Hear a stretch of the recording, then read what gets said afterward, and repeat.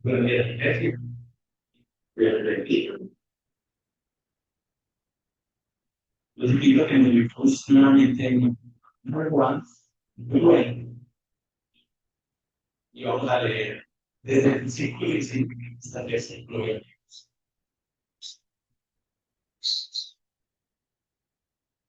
Una vez que hemos repasado esto, todo de pie, cristianos todos y leemos la santa palabra de Dios.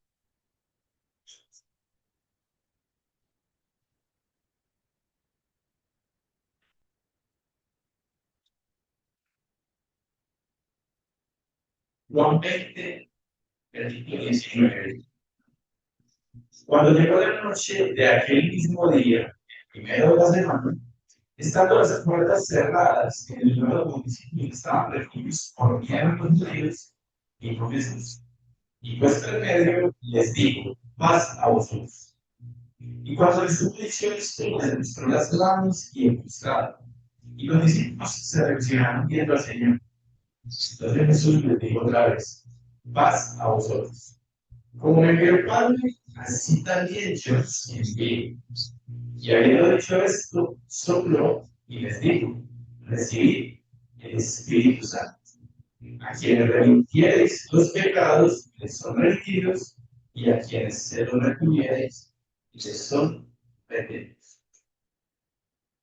A Dios, damos nuevamente gracias, Señor, por la oportunidad que nos das de reunirnos, de congregarnos en medio de tu presencia, para Señor, tu santa palabra.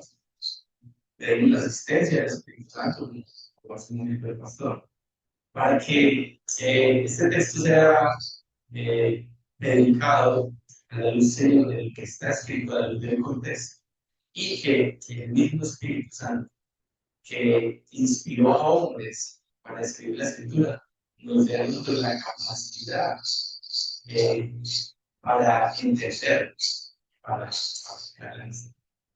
Nos gustos en tus manos este tiempo. En el nombre de Cristo Jesús. Amén. Nos sobra asiento.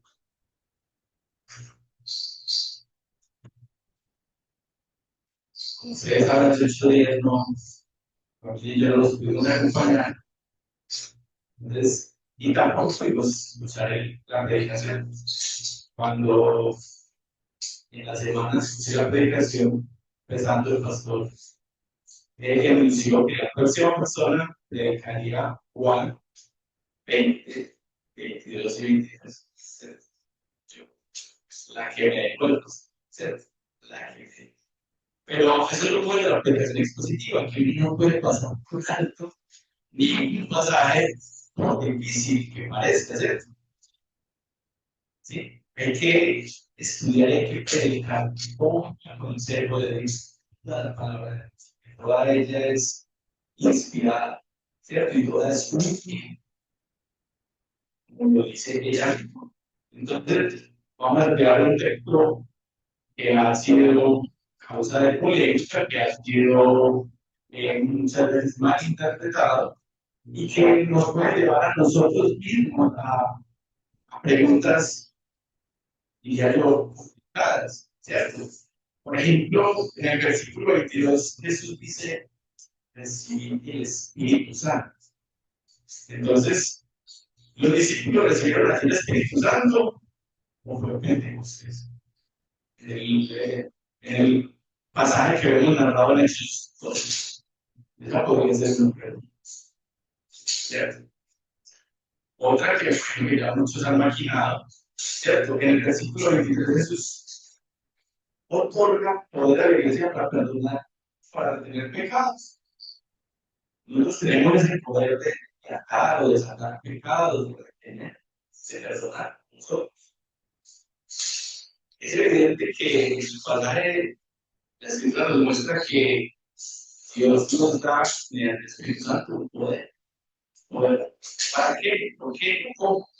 Entonces, espero que con la predicación, con la enseñanza del día de hoy, pues podamos tener claridad y podamos tomar una postura al respecto basado en las Sagradas Escrituras. Entonces, como título al mensaje de hoy, La iglesia enviada con el mensaje del reino. La iglesia enviada con el mensaje del reino. ¿Sí? Cristo resucitado envía a la iglesia con el poder del Espíritu Santo para proclamar el Evangelio de Dios. ¿Sí? Entonces, recordemos de dónde venimos. Ya nuestro Señor Jesucristo ha resucitado. Y los discípulos estarán ya llenos de fe, ¿cierto? Tienen incertidumbre, tienen debilidad, tienen miedo, que humanamente no puede frenar, ¿cierto? Jesucristo predicaba la paz, proclamaba el Evangelio y acababa, hacía unos días que había sido crucificado. Entonces, ¿qué les esperaría a ellos? ¿Sí? Ellos estaban allí encerrados. Sin embargo, Jesús resucitado se presenta en medio de ellos. ¿Sí? Y Él se presenta ahí. ¿Quién está? Pues vimos, pues escuchamos en la predicación hace 8 días, cómo sale Jesús de paz con todo lo que esto significa. Entonces Dios les da la paz que Él necesita. Eso no da a todos la paz, no sino la paz. ¿Sí? Si miramos al cine, cada vez hay más guerras, cada vez hay más dificultades, hay más hostilidad. Pero para el creyente en Cristo Jesús tenemos una paz que nos reconcilia con el Padre. El creyente necesita estar en paz con el Creador. ¿Sí? Vimos hoy en el versículo 21 que Jesús comisiona a los discípulos.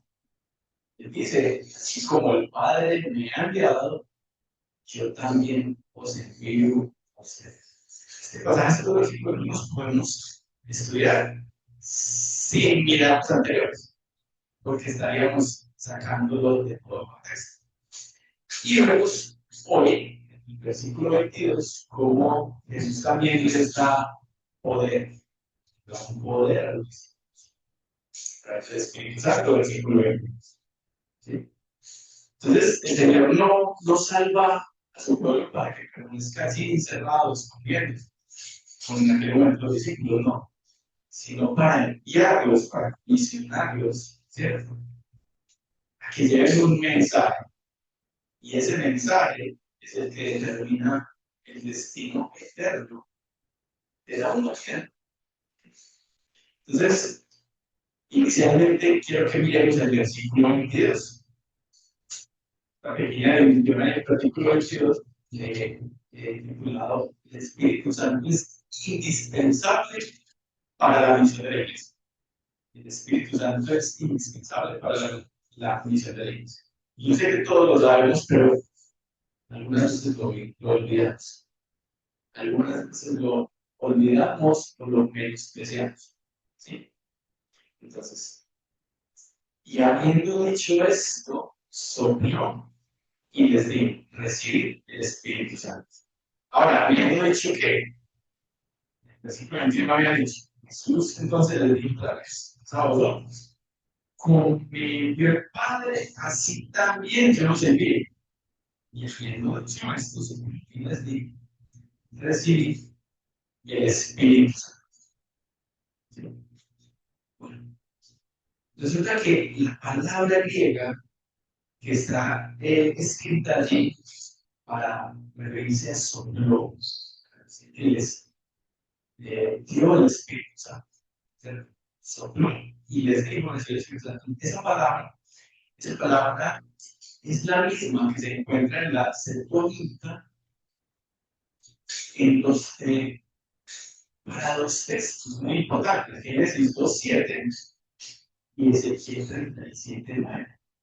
Entonces, para aquellos que no saben, la Septuaginta es la traducción del Antiguo Testamento, de las Sagradas Escrituras, del hebreo al griego. ¿Sí? Esta traducción se hizo en los siglos 3 antes de Cristo en Egipto, en Alejandría, ¿cierto? Fueron enviados 6 hombres, cada uno, 6 hombres cada uno de la tribu de Israelitas. Eran 72 sabios los cuales se reunieron e hicieron este trabajo. ¿Por qué digo esto? ¿Por qué es importante? Porque la Septuaginta en tiempo de Cristo, la Septuaginta fue traducida para todos aquellos judíos que ya no hablaban hebreo, que estaban dispersos por el mundo. ¿Cierto? Eh, en tiempos de Jesús, la Septuaginta era utilizada, ¿cierto?, por el pueblo de Dios, ya el griego era la lengua franca, la lengua que se hablaba en gran parte del mundo, ¿sí? Y muchas de las citas que encontramos en el Nuevo Testamento por parte de Jesús y de los mismos apóstoles es de esta traducción. Entonces, ¿qué? Todo lo que estoy diciendo acá, la palabra que se utiliza allí en nuestro texto para decir soplo, y les digo así, Espíritu Santo, es la misma que encontramos en Génesis 2:7. Vamos ahora a Génesis 2:7.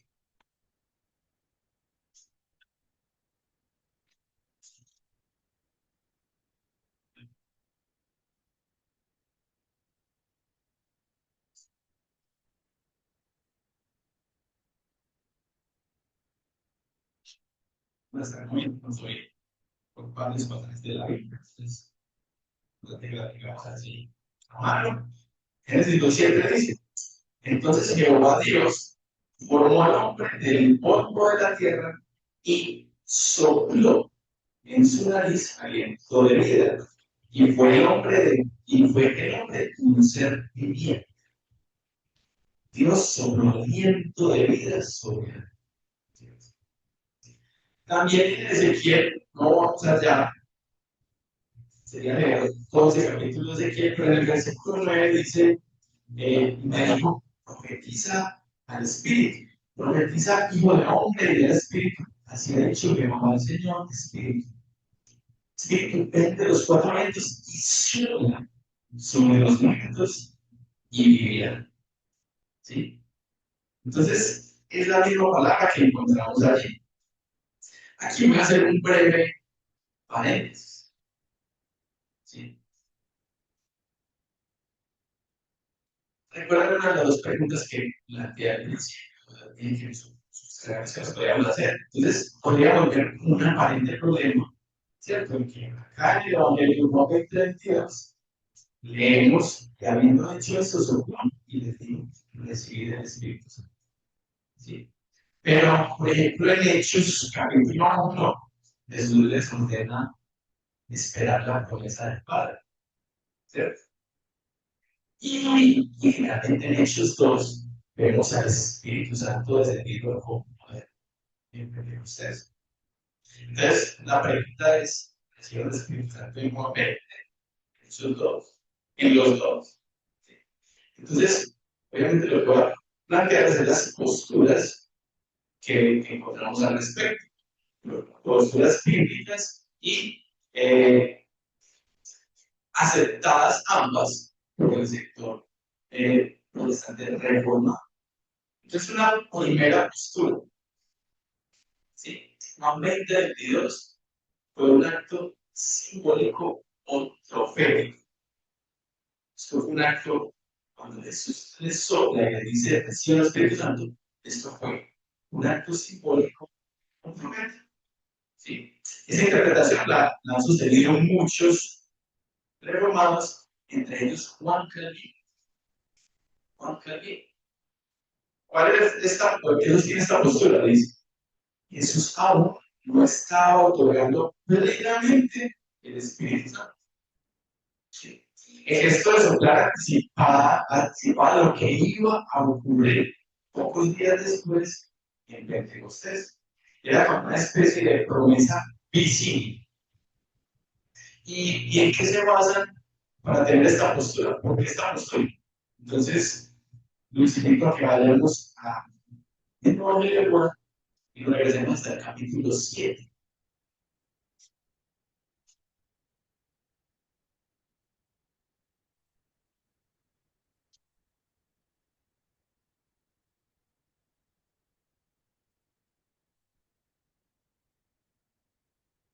Vamos a mirarnos en el versículo 39.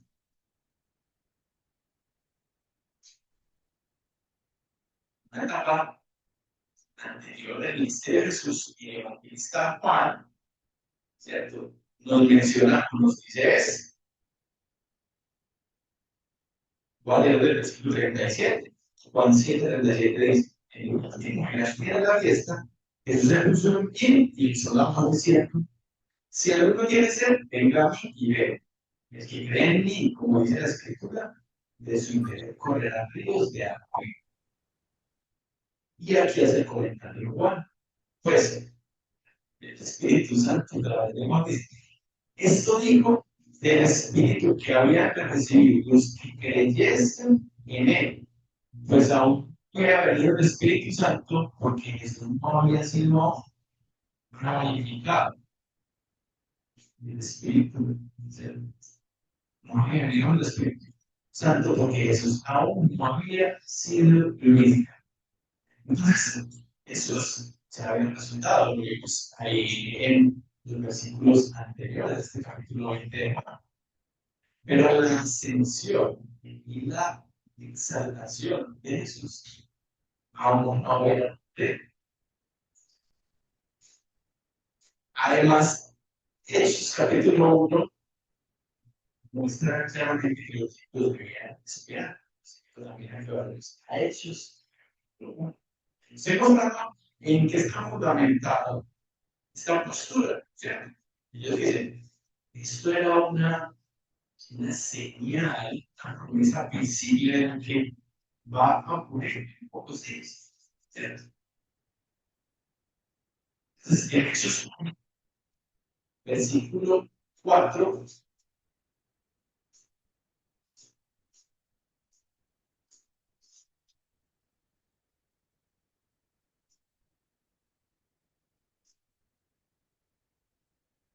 Hechos 1, versículo 4 dice: y estando juntos, les mandó que no se fueran de Jerusalén, sino que esperasen la promesa del Padre, la cual les dijo: oísteis de mí, porque ciertamente bautizó Juan, porque ciertamente bautizó Juan, mas vosotros seréis bautizados en el Espíritu Santo dentro de no muchos días.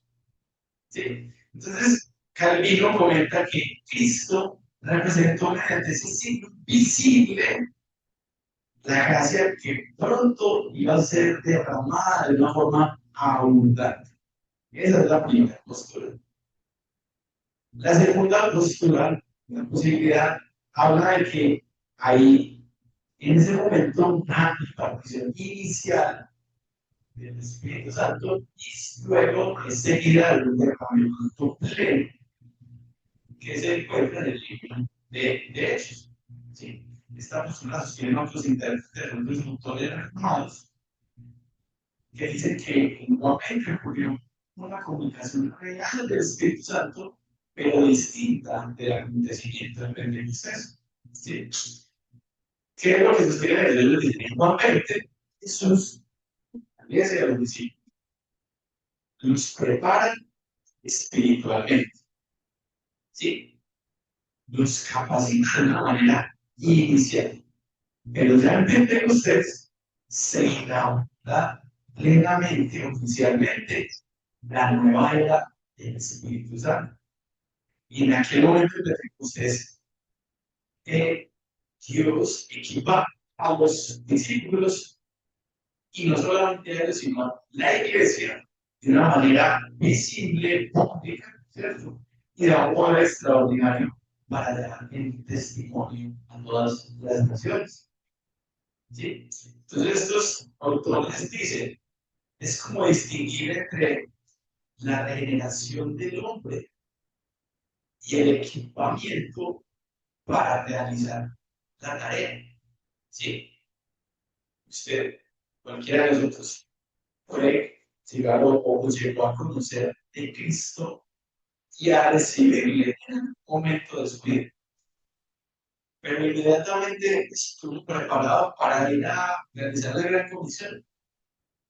¿Cierto que no? Entonces, estos autores sostienen esto. Es como hacer esa distinción, ¿sí? Es como hacer esa distinción. Ahora, eso no, estoy mostrando las posturas, pero eso no es lo importante de este tema. O sea, realmente lo importante es Jesús sopló y qué les quiso o qué les dijo o qué les dio con eso. ¿Sí? O sea, Jesús deliberadamente hace una imagen que es muy representativa.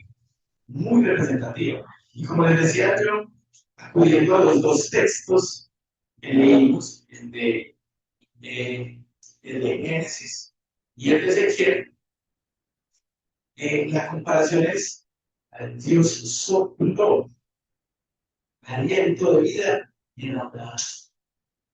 ¿Sí? Ahora Cristo está soplando y entonces está dando el espíritu. ¿Sí? Ya sea porque lo piensen en el momento, pero les está dando a entender y los está equipando para lo que se viene, para la nueva era de la iglesia, para que sí, para la vida de la iglesia en este nuevo pacto. Ya Jesús en la cruz murió y reconcilió al hombre con el Padre, ¿cierto? Aquel que cree en él lo reconcilió con el Padre. Entonces, o en el valle de los huesos secos, es una iglesia que está destruida, dispersa, y Dios sopla y se empieza nuevamente sobre los alrededores, ¿cierto? Y hay una promesa para esa iglesia. Entonces, esta es la imagen, este es lo que quiere, que la palabra de Dios quiere resaltar aquí. Eso le está mostrando que el Espíritu dará vida al nuevo pacto del pueblo de Dios. ¿Sí? Ahora, Pentecostés es muy importante, es un acontecimiento único en la historia de la iglesia. Es fundamental. En Pentecostés se cumple la promesa del Padre. Pero vemos que en el libro de Joel, ¿cierto? Se había anunciado que llegaría este momento, ¿sí? Derramaré mi espíritu sobre toda carne, sobre toda la iglesia, ¿sí? En Pentecostés vemos cómo Cristo es ubicado en el trono, a la diestra del Padre, y desde esa posición derrama el espíritu, ¿sí? En Pentecostés se ve públicamente que es su reino, ¿sí? Y nació oficialmente la iglesia del nuevo pacto. Existía una iglesia, sí, pero a partir de Pentecostés vemos cómo se inicia ese ministerio de la iglesia en el nuevo pacto. Entonces, como para resumir, una línea de tiempo sencilla a la que podemos hablar es Jesucristo resucita, ¿cierto? Con ello, Cristo vence la muerte. Ahora, igualmente, Cristo sopla sobre los discípulos. ¿Para qué? Según las posturas, para anticipar o para iniciar la obra del Espíritu, ¿cierto? Y así mismo Jesús los ha comisionado, ¿cierto? Para la misión de ir a predicar el Evangelio. Ahora, Jesucristo asciende, es exaltado a la diestra del Padre, y ya en Pentecostés se derrama toda la se derrama toda la iglesia del Espíritu prometido. Comienza oficialmente la misión mundial de la iglesia, ¿sí? Y los discípulos reciben su poder para testificar. Entonces, estos dos textos, Dios destaca una verdad central. ¿Cuál es esa verdad? El Espíritu Santo, hermanos, no fue dado para exaltar experiencias extraordinarias, ¿cierto? El Espíritu Santo fue dado para glorificar a Cristo, para dar vida al cuerpo de Dios, para capacitar a la iglesia, para que esto fielmente el Evangelio a todas las naciones. Aquí no. No olvidemos, hermanos, que el Espíritu Santo siempre vivifica a Cristo. ¿Sí? Nunca en la Escritura vemos al Espíritu Santo o el Espíritu Santo dirigiendo la atención hacia sí mismo.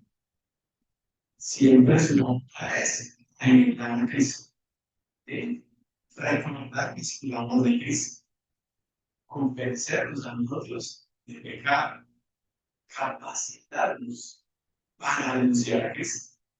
Entonces, una iglesia llena del Espíritu, ¿qué será? Será aquella donde avanzan más personas se mueven y lloran, y no estoy queriendo decir que esto esté prohibido o que no pueda suceder.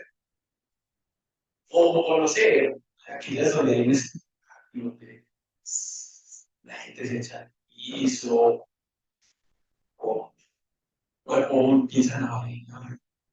Será esa iglesia que está más llena del Espíritu Santo y nosotros estamos más apagados. Es una iglesia llena del Espíritu Santo, es una iglesia que exalta a Cristo, que muestra a Cristo, que esté centrada en Cristo, que esté centrada en Cristo. ¿Sí? La iglesia no depende, hermanos, de estrategias humanas, no depende del carisma de la persona que se vaya aquí a predicar, o de que tenga el mejor programa, mejor planeación, o que tenga más recursos económicos. Estas cosas contribuyen, ¿cierto? Pero la obra espiritual de la iglesia no depende de esas cosas que mencionamos. Depende del Espíritu Santo. El Espíritu Santo. Y nosotros, como decía al principio, muchas veces menospreciamos esto. Aquí es hacernos esta pregunta. ¿Estoy dependiendo realmente del Espíritu Santo? ¿O me confío en mis propias capacidades? Cada uno debemos pensar eso. Sí, el Espíritu Santo fue dado por Dios para la iglesia. Es el poder que nos ha dado Dios para que podamos cumplir con la comisión. Cuando oramos, si le pedimos al Espíritu Santo, si le pedimos a Dios, para que a través del Espíritu Santo nos dé capacidad de entendimiento.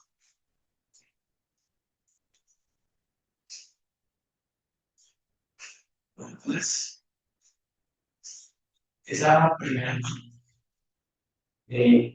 digamos que hacemos claro las dos posturas que hay, no creo que la escritura obviamente no se contradice, hay unas posturas, pero aquí lo que hay que exaltar es que Jesús le da a sus discípulos en un momento fundamental, está el Espíritu Santo, les da el poder y la autoridad para qué. Vamos a mirar, ¿sí? Vamos al versículo 23 y vamos a mirar la primera parte del versículo 23. El Evangelio es el medio por el cual Dios perdona los pecados. El Evangelio es el medio por el cual Dios perdona los pecados. Nuevamente leo el último pedacito del versículo 21. Y la primera parte del versículo 22 dice: Como me envió el Padre, así también yo os envío. Y habiendo dicho esto, sopló y les dijo: recibid el Espíritu Santo. Versículo 23. A quienes remitiereis los pecados, les son remitidos. Bueno, en la Biblia, remitir deriva del latín remiter, que significa enviar lejos o soltar. Entonces, aquí es remitir es principalmente perdonar, cancelar, ¿no? Espiritual, vale, una culpa, ¿sí? En el contexto bíblico, remisión de pecados es eliminación y perdón total de las ofensas. por si acaso, ¿cierto? Eso es real. Pero, entonces, Jesús está haciendo a los discípulos que tienen autoridad independiente para perdonar pecados. ¿Será eso? ¿Será que Dios nos dio al Espíritu Santo para que con el poder del Espíritu Santo tengamos la capacidad de perdonar? Eso sería totalmente antibíblico, ¿cierto? Entonces la palabra perdona se explica con la misma palabra. Y nosotros no podemos sí, tratar de interpretarlo el sol, sino que tenemos que mirar a la luz de toda la escritura, de todo el concepto, ¿cierto? Y es claro que la escritura nos muestra que solamente hay uno que puede perdonar pecados. ¿Qué pasó eso? No, Dios. Dios no hay Dios. Y entonces, ¿qué hacemos? Rápidamente, que miremos varios pasajes en la Biblia, ¿cierto? Isaías 23. Isaías capítulo 23, versículo 25.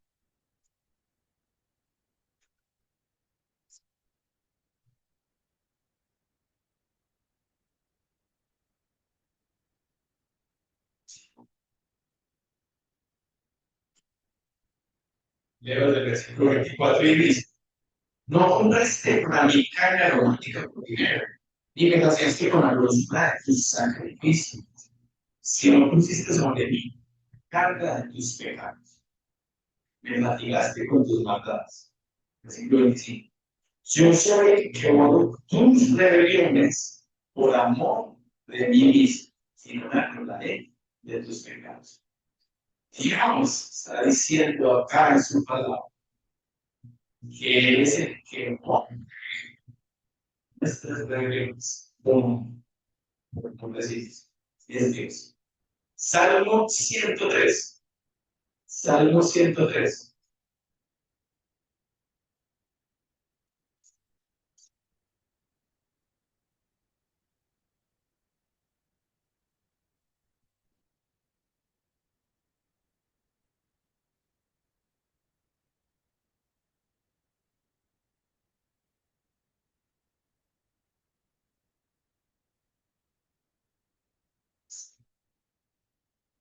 Dice: bendice alma mía a Jehová y bendiga a todo lo que sea su santo nombre.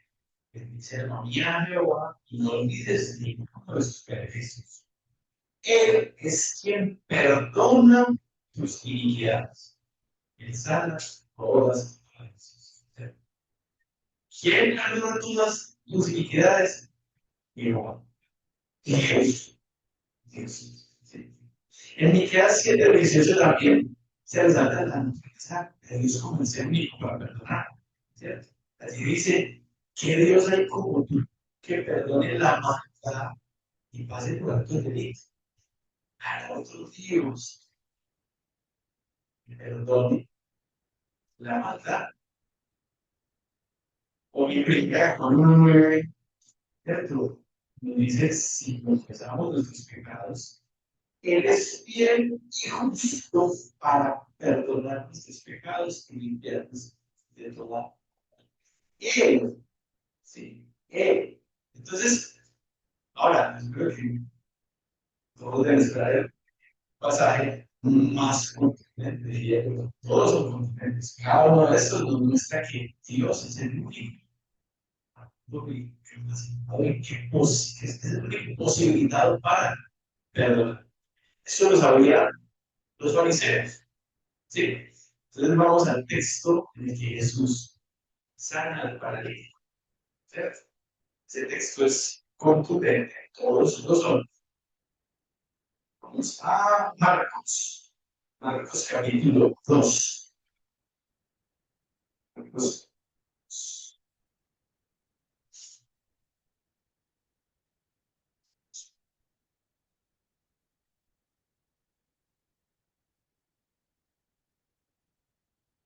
Pero rápidamente dice: entonces Jesús otra vez en Capernaum, después de unos días, hizo lo que estaba en casa. E inmediatamente se montaron muchos y mira que ya no hay ni. y les predicaba la palabra. Entonces vinieron a él unos trayendo un paralítico que era cargado por cuatro. Y como no podían acercarse a él a causa de la multitud, descubrieron el techo de donde y haciendo una cura bajo el lecho y hacía versículo 5. Al ver Jesús la fe de ellos, dijo al paralítico: Hijo, tus pecados te son perdonados. Versículo 6. Estaban allí sentados algunos de los escribas, los cuales cavilaban en sus corazones. ¿Por qué habla este así? Blasfemias dice: ¿quién puede perdonar pecados sino solo Dios? Y conociendo luego Jesús en su espíritu que cavilaban de esta manera, yo sí mismo les digo: ¿por qué cavilas así en vuestros corazones? ¿Qué es más fácil decir al paralítico: tus pecados te son perdonados? O decirle: levántate, toma tu lecho? Pues para que sepáis que el Hijo del Hombre tiene potestad en la tierra, perdón pecados, paralítico, a ti te digo: levántate, toma tu lecho y vete a tu casa. ¿Sí? Este texto es precioso que nos muestra que Jesús es Dios. Jesús es Dios. Y Dios es el único que tiene el poder para perdonar los pecados. ¿Sí? Y esto lo sabían los judíos en aquel tiempo y lo debemos saber hoy nosotros. El único que tiene el poder para perdonar pecados es Dios. Es Dios. ¿Sí?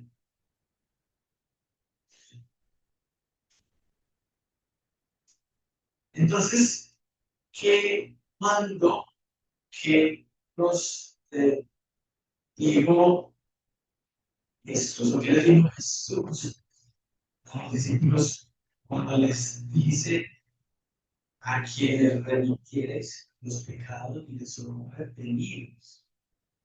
¿Cierto? ¿Qué está diciendo ahí? O sea, no es que la iglesia produzca perdón, pero la iglesia sí puede proclamar el mensaje del perdón. La iglesia puede proclamar el mensaje del perdón. ¿Sí? El Señor equipa a los discípulos, equipa a la iglesia con el poder del Espíritu Santo. Le da la palabra. Aquí vino Cristo. Y cuando Él dice: así como el Padre me ha enviado a mí, yo os envío a vosotros. Aquí vino Cristo a la tierra. Su tarea principal fue venir a sanar enfermos, fue venir a hacer milagros, fue venir a convertir el agua en vino. Esas obras se vieron hacer y eran necesarias, pero no era la obra principal. Aquí vino Jesús. Obviamente, pues, la obra máxima de Cristo. Y esto fue consumado en la cruz. Pero Cristo, ¿en qué radicó el ministerio de Jesucristo? En predicar la palabra. ¿Sí? El Padre de Cristo, a que Cristo predicase el Evangelio y a que pagara por aquello que nosotros no podíamos pagar. Que el justo sin pecado puede ser a la cruz y ese los impuestos. ¿Sí? Entonces, la iglesia está equipada con el poder del Espíritu Santo y con la palabra. Es la iglesia la que debe proclamar la palabra. Y en la palabra dice, en múltiples textos, que si cualquiera de nosotros, cualquier otra persona, se arrepiente, cree en Jesús y lo recibe como su Dios Salvador, habrá algo más que necesite esa persona para ser salvo.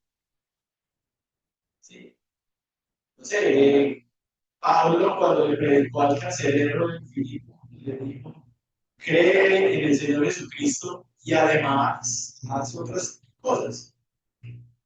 que era el Espíritu Santo y yo, mira, sí, o sea, dependía del Pablo. No, no, ¿cierto? En el libro de Hechos, los discursos de Pedro, los discursos de Pablo, ¿qué vemos? ¿Qué necesita el hombre para ser salvo? Arrepentirse y creer. No necesitan nada más. Y eso es lo que nosotros estamos llamados a hacer y a predicar. Debemos predicar arrepentimiento, ¿cierto? Y debemos llevar a través de la Escritura, por el poder del Espíritu Santo, que las personas vean a Cristo a través de la Escritura. ¿Sí? Eso es lo que nosotros debemos hacer. Entonces, no es la iglesia la que produce perdón, es la iglesia la que proclama el mensaje del perdón que da Dios. ¿Sí?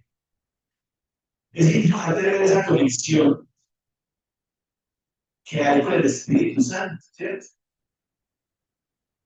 Porque el Espíritu Santo no es un adorno que le ha sido dado por Dios a la iglesia, para nada, sino que es el poder para que se pueda aplicar efectivamente la obra de Cristo.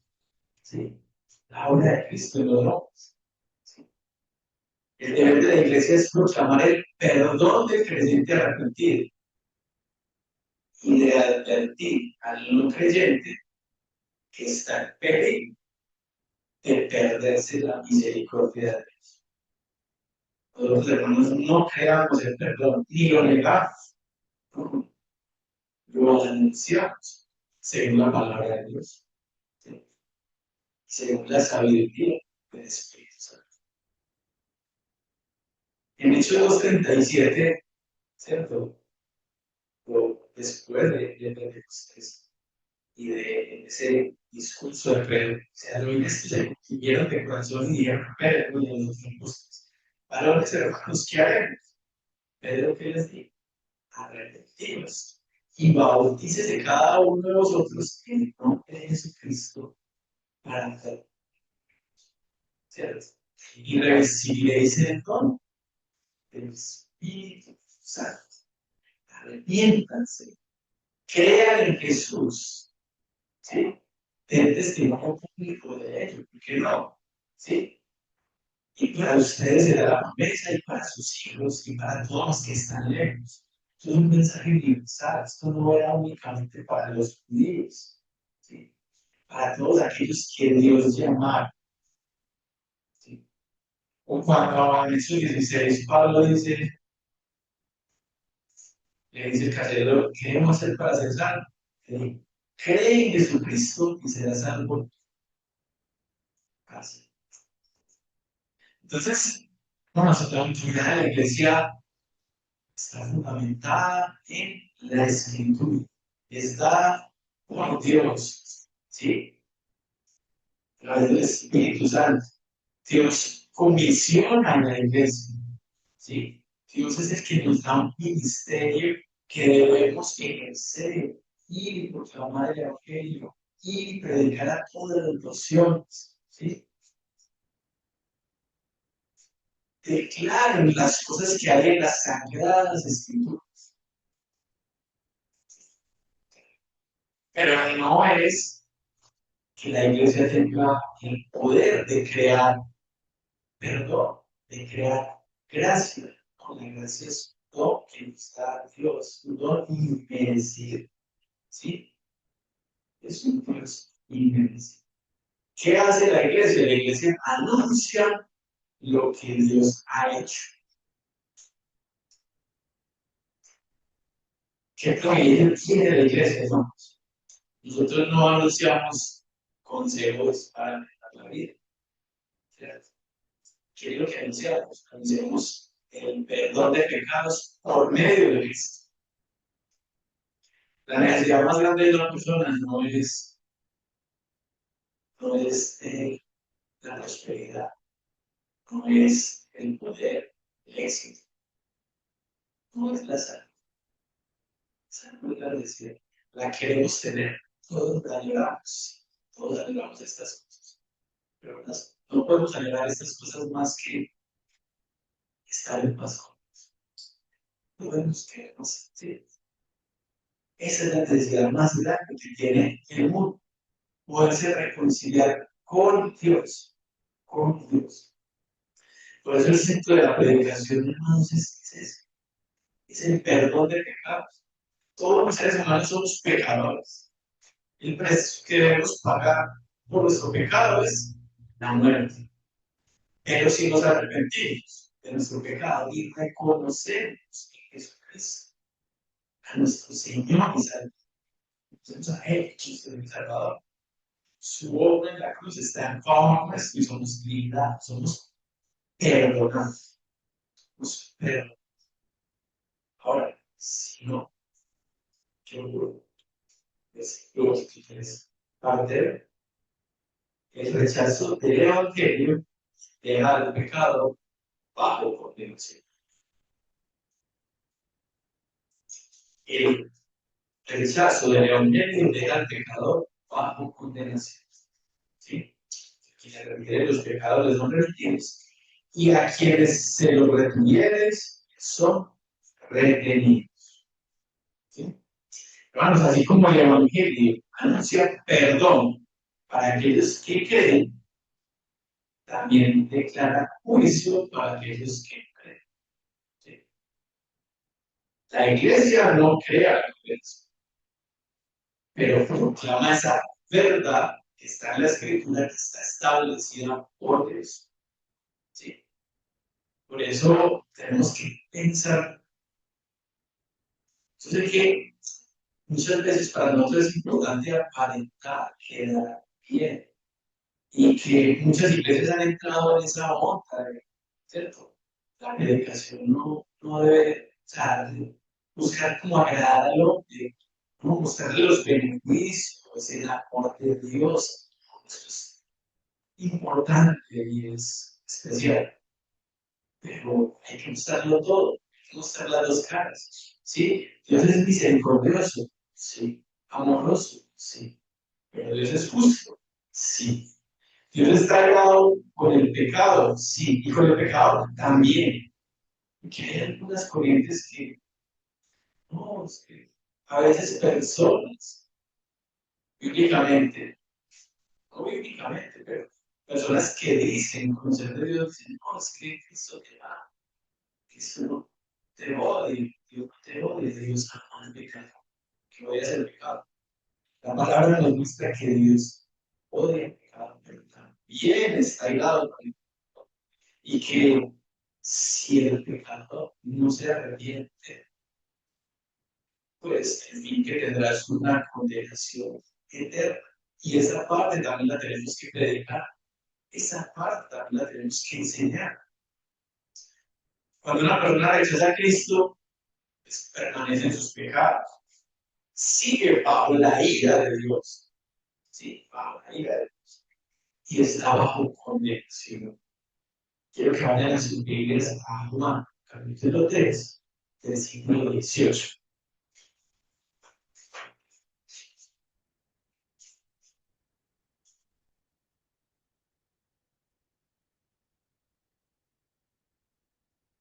Juan, capítulo 3, versículo 18.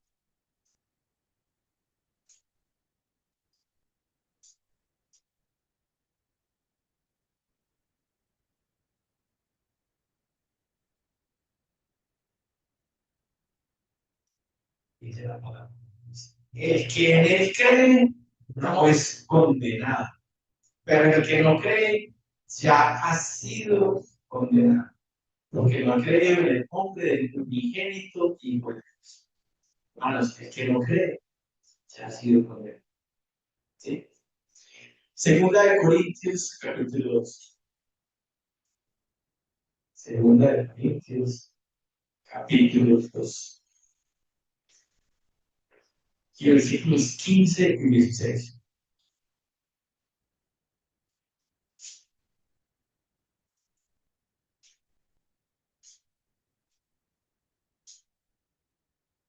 Segunda de Corintios. Corintios 2, versículo 15 dice: porque para Dios somos grato por don de Cristo en los que se salvan y en los que se pierden. A estos ciertamente olor de muerte para muerte, y a aquellos olor de vida para vida. Para estas cosas, ¿quién es suficiente? Bueno, la predicación tiene dos efectos. Para unos, olor de vida. ¿Sí? A Dios le ha placido, por la locura de la predicación, que nosotros seamos salvos. Pero para otros, la predicación no es más que locura, no es más que eh, palabras escritas por algún hombre, sostienen ellos, y cuáles serán sus consecuencias. Pues, para ellos es solo de mal, es solo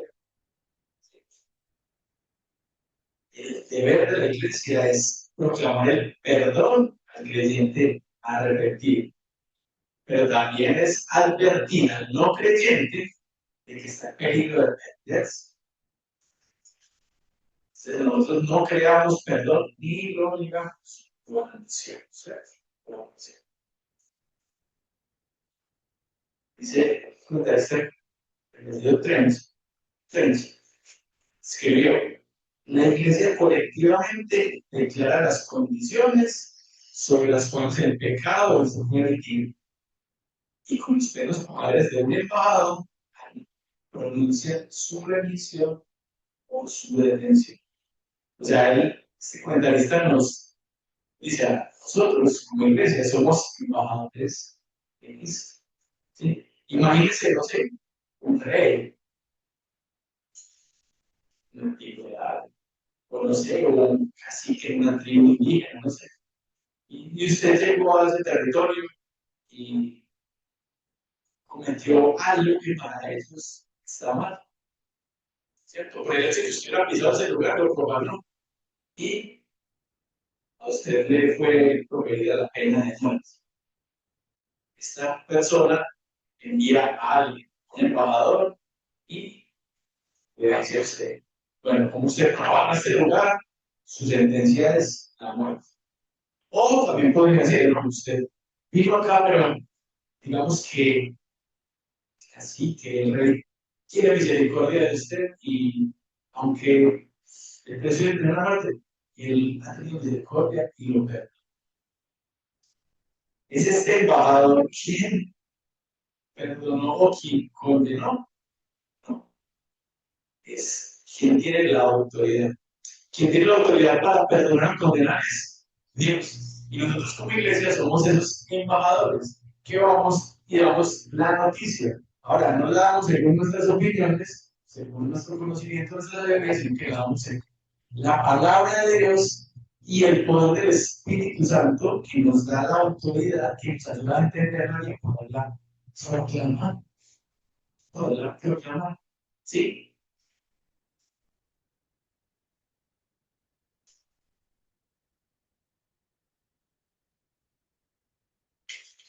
Para realizar bien las aplicaciones.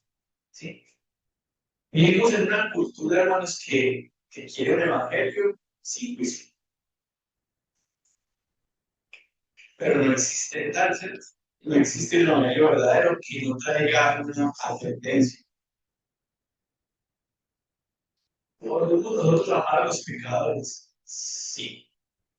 De hecho, amamos a muchos pecadores. Y de hecho, nosotros, antes de ser restaurados, porque estábamos destituidos de su gloria y estábamos bajo condenación, y otros nos amaban, y otros nos amaban, y oraban por nosotros.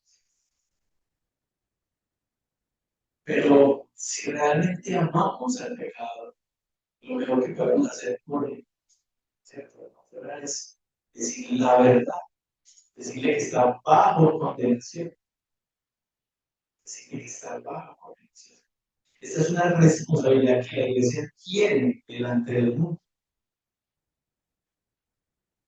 En, este, en todo este pasaje vemos que Jesús envía a los discípulos, les da al Espíritu Santo y les entrega el Evangelio. La iglesia es embajadora de el Rey resucitado. La iglesia tiene que hacer prácticamente esto que Dios le ha mandado. Entonces, para nosotros como iglesia, no debemos esconder el Evangelio, no debemos esconder las consecuencias que tiene el pecado y que nosotros debemos proclamarlas, porque nosotros somos enviados a ello.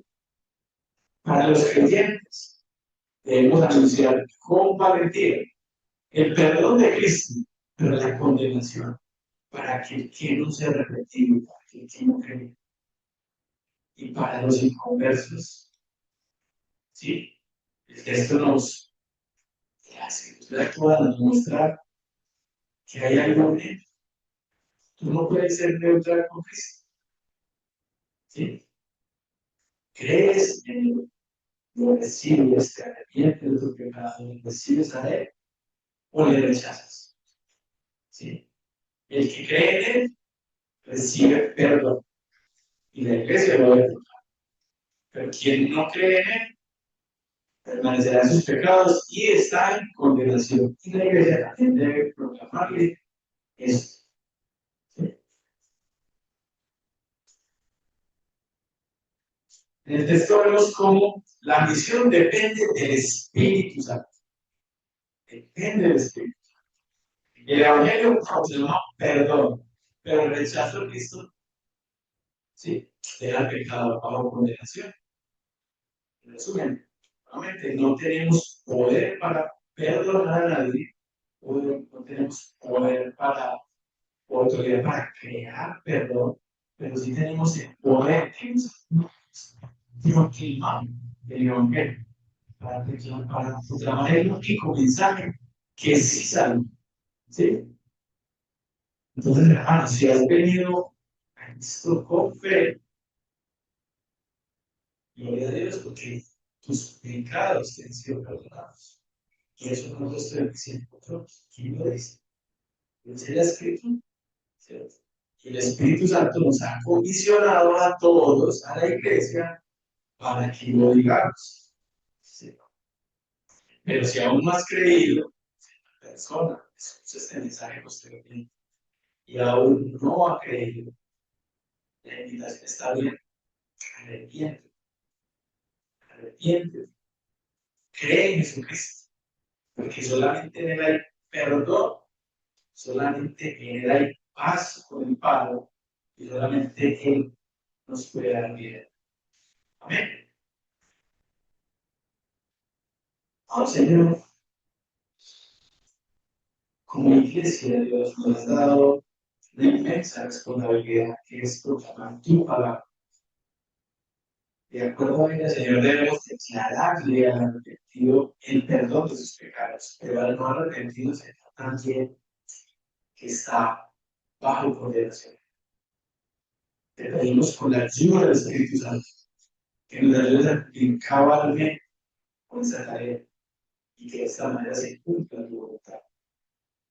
Te pedimos, Señor, por todas las personas que escuchan este mensaje. Te pedimos, Dios, por nuestros seres queridos, las personas a las que amamos y que en general, y gracias por todas las personas que necesitan conocerte y ver en su vida.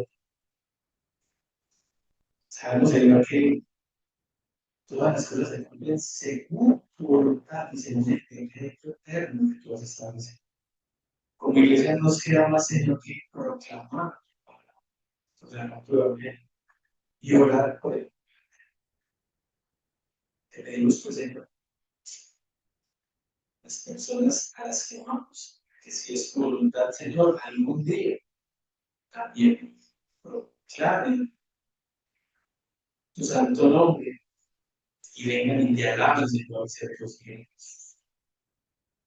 Todo lo que el Señor te lo pedimos, en el nombre de Cristo Jesús.